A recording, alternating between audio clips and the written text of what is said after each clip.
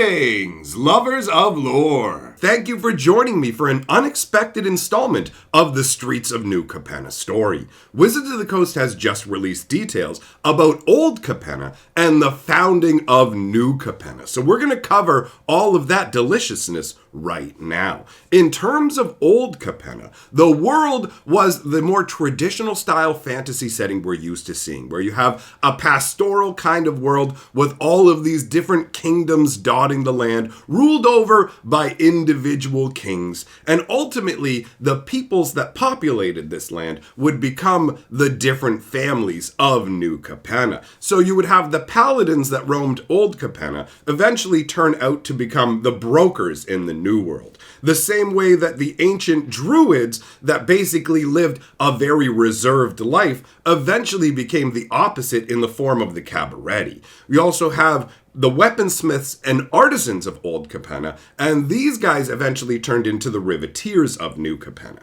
And then the oracles and soothsayers, the future seers, those are the most obvious translation directly into the obscura of New Capenna.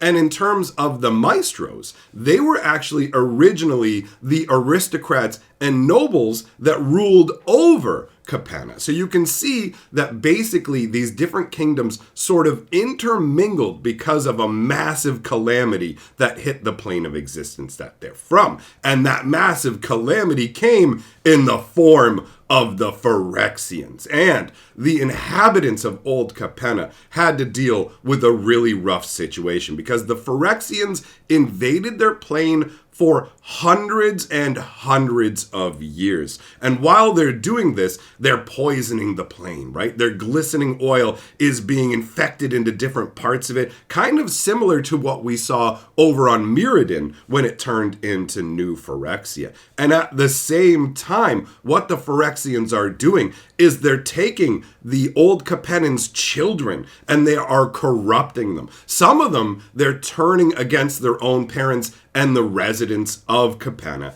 And the other ones are being taken for nefarious purposes. In fact, Elspeth was one of these children. She was a child from Capenna who was taken by the Phyrexians and used essentially as a comfort animal. So if you think about the idea, think about university kids and when they're getting super stressed out about finals and the school goes, whoa, these kids are going nuts. Let's make a puppy room where the kids can just go in and pet the puppies and have a good time. Well, that's what Phyrexians did with Capennan children. Oh, we have a Phyrexian whose mind isn't quite right. Let's put him in a room full of Capennan children. That is literally the scenario. That's the existence that Elspeth came from. And this is what the Phyrexians did. Like, think about that. They're not going to be like a normal university kid with puppies. Think about what a Phyrexian's broken brain would do, right? So this is a horrific scenario. You have the Phyrexians who are slowly but surely corrupting, poisoning, and destroying the world, taking your children, taking your future, right? So the people of the world of Capenna, the only hope they had came in the form of the archangels, these paragons of good, who obviously agreed to help the denizens of Capenna. But the problem is the Phyrexians were incredibly strong. Now, there's something about the angelic essence of Capennan angels that is somewhat anathema to Phyrexians. So as a result, these archangels were able to protect a small pocket of land, and that pocket of land would ultimately go on to become New Capenna.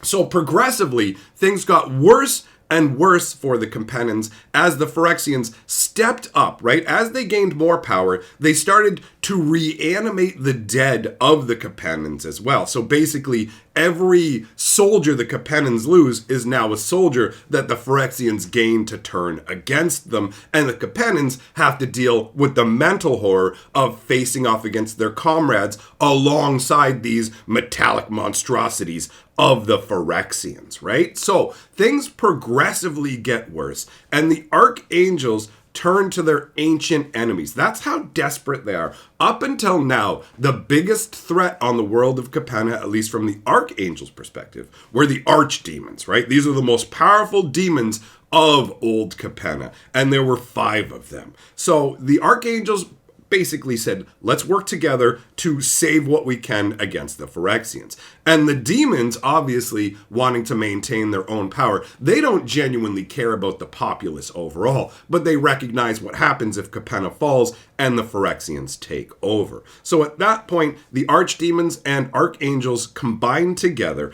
and they build a mighty shining tower. So actually the entirety of New Capenna is located inside of a gigantic tower that becomes their ultimate fortress. So what happens then is the angels troops and their soldiers, they basically hold a corridor open while refugees flood in. Basically they try and get all the residents that they can that are still on Capenna and alive into this tower. Now, bear in mind, there are going to be pockets of civilization on different parts of the plane that weren't able to make it there, and these guys didn't even really know about because they're encircled by the Phyrexians, right? On top of that, there's going to be other individuals who survive outside from other reasons, specifically the Phyrexians being one of those reasons where they're keeping people, right? So the people they keep are going to survive as well. Elspeth originally comes from one of these pens, and her spark ignited when she was in that scenario and got flung across the multiverse. But anyways, I don't want to get too off on an aside here. So you've got this mighty shining tower. You've got the people of Capenna who are being herded inside.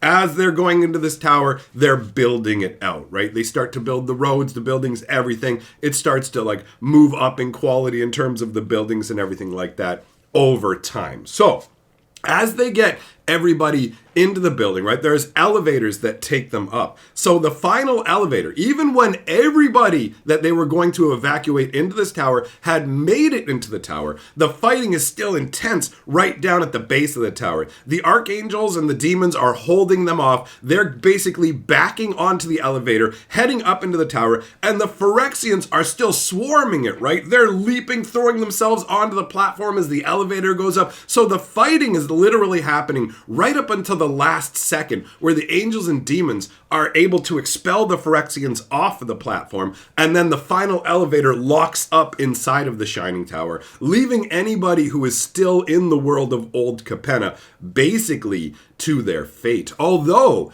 every once in a blue moon, somebody does arrive from the outside world bearing an antiquated name. So they'll just have some name that isn't used in New Capenna and hasn't been used for hundreds of years, like Elspeth, for example. That's an example of a name like that. But anyways, and so there are still some people outside of the tower who survive even in the more current times, and every once in a while, one of them is able to make it in. But mostly New Capenna is basically compartmentalized inside this tower. So once everybody got inside the tower, that's when they had essentially their celebration, right? After years of fighting and all this, they finally are able to do a little bit of breathing and chilling in relief. But the archangels are the only ones who aren't really able to relax because they understand that even though they've built this fortress, that it's not going to be enough. There are too many Phyrexians, and ultimately, they will breach the safety of New Capenna. So, what are they going to do? How do we guarantee the safety of the denizens of New Capenna, right? Then we reach the point where the archdemons come back into play with their plot, right? And their plot is based on the angels because they see how effective against the Phyrexians the angels' essence is, right? There's something, like I said, about Capennan angels that is anathema to Phyrexians. We didn't see this before when we were, for example, in Sarah's realm, which was loaded down with angels. Those angels had no effect on Phyrexians. So it makes me wonder, what's the difference between these angels, or is it a different strain of Phyrexianism? I'm assuming it has specifically to do with the angels of Capenna, and going forwards, that Capennan angel essence is going to tie strongly into the battle against Phyrexia, specifically through Elspeth and her halo blade, right? So basically, the archdemons have seen how effective the angel's essence is against the Phyrexians. The archdemons also recognize they're not powerful enough to stop the Phyrexians on their own. The angels are their only hope. So basically, what they do is they hatch a plan to trap the angels and then distribute their essence across New Capenna, and then maybe even get enough of the essence so they can disperse it out into Old Capenna, right? Kind of the way you would use like smoke to keep mosquitoes away. That's the kind of vibe it's got, where it's like, okay, if we can get enough of this essence and distribute it throughout New Capenna, then we can stop the Phyrexians from getting inside. And if we can kind of douse the entire world with enough of it, maybe we can get rid of all of the Phyrexians, right? So, the archdemons had a big problem. They needed to find a way to enact their plan.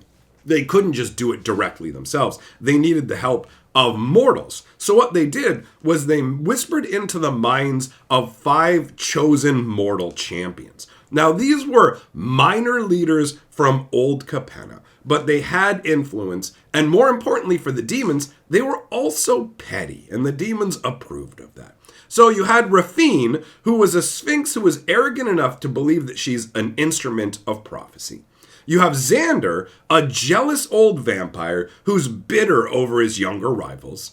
You have Ziatora, who's just a crazy berserker dragon who leads a raucous bandit group.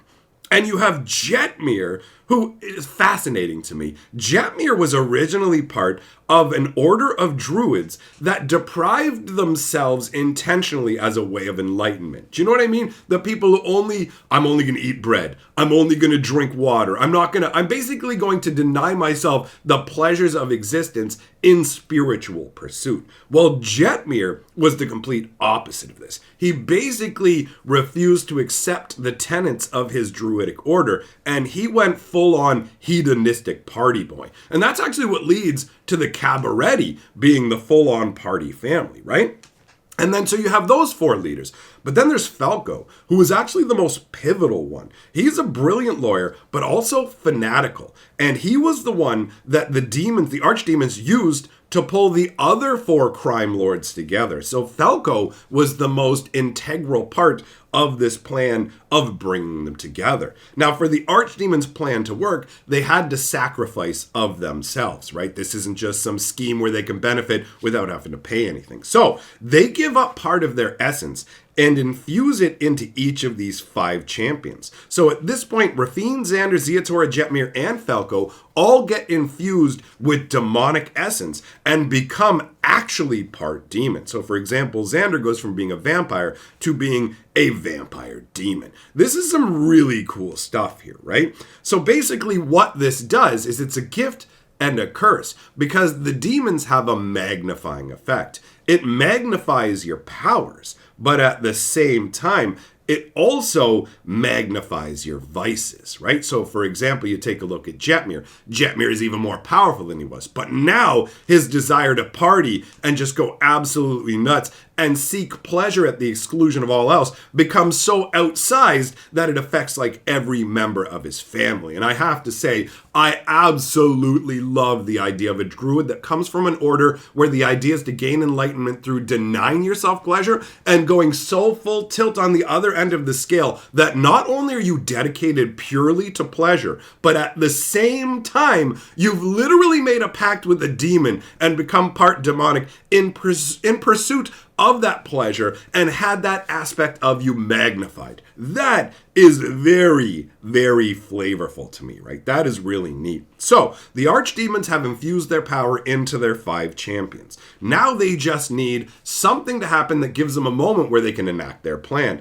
And this came in the form of a strange torpor hitting the Phyrexians. It's unknown what happened, but for a time, the Phyrexian action on Capenna just kind of halted. It slowed to a trickle. They didn't really seem to be trying to come at the city, and not much was going on. So at this point, that's when the archdemons launched their plan, and they went ahead and trapped all of the angels. And at the same time, they went ahead and lied to the citizenry and said, the angels have given their lives for you. They've sacrificed themselves so that we may live here in peace. They will protect us in the form of Halo. And so the citizens essentially at this point accept that this is the case, and they give themselves over to the rule of the 5 crime families. families. And basically, one day they will be able to return to Old Capenna when the angel's sacrifice is complete. So the city of New Capenna is established from this point forward with the 5 crime families being in charge. There's really no kind of police force or anything like that. The 5 crime families, as long as they stay in their own lanes, according to the agreement they all drafted, are able to do as they will. So for me, I found this to be absolutely fascinating background information that adds more to the story that did feel like it was missing some chunks. I hope that you enjoyed it. Rest assured that the next installment of the Brothers Lore War is coming. I know we've been Capenna crazy this month, but next month you can look forward to more Urza and Mishra action, and we'll be returning to the more personal style of storytelling with those episodes as well, which is more enjoyable for me. So, a big thank you to all of my patrons. If you enjoy the work that we do here on this channel, then consider supporting us on Patreon. Thanks for being here, my friends, and I'll see you guys next time. Remember, lore is life.